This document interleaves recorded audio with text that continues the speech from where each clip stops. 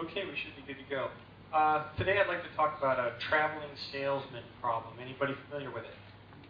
Okay, I'm going to do it in SQL. This is what we do because we're too crazy to do it somewhere else. Here we have an illustration of the traveling salesman problem and some approaches to it. So first there's a brute force solution. We're going to be taking this one.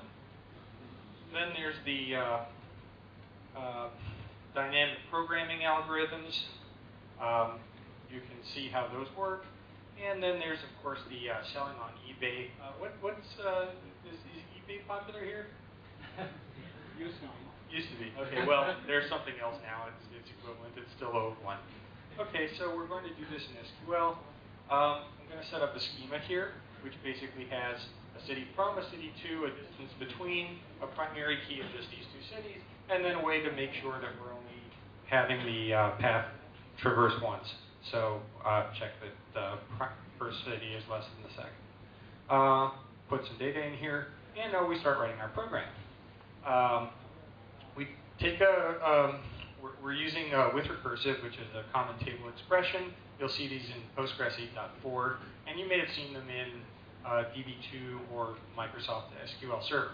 Okay, so we have this fairly simple setup here from city and distance. We're going to take the table once in one direction, second time the other direction, and we're guaranteed that we didn't have duplicates because we had that check constraint. All right, so that's all the paths. Now we're going to pile all these things into an array, and we're going to start from Rome, because all roads lead there.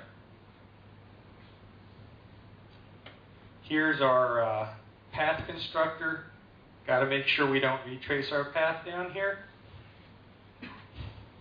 Everybody following this? I'll put up the slides later. And we also have to make sure that the thing terminates in timely.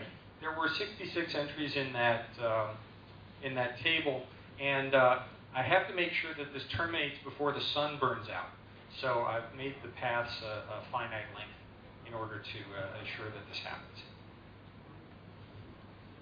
Okay, so then we're going to display all this with the select once we built up the program that orders the paths.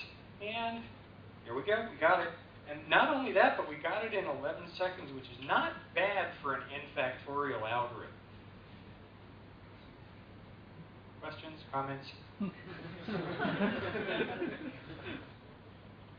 Well, how much time have we got?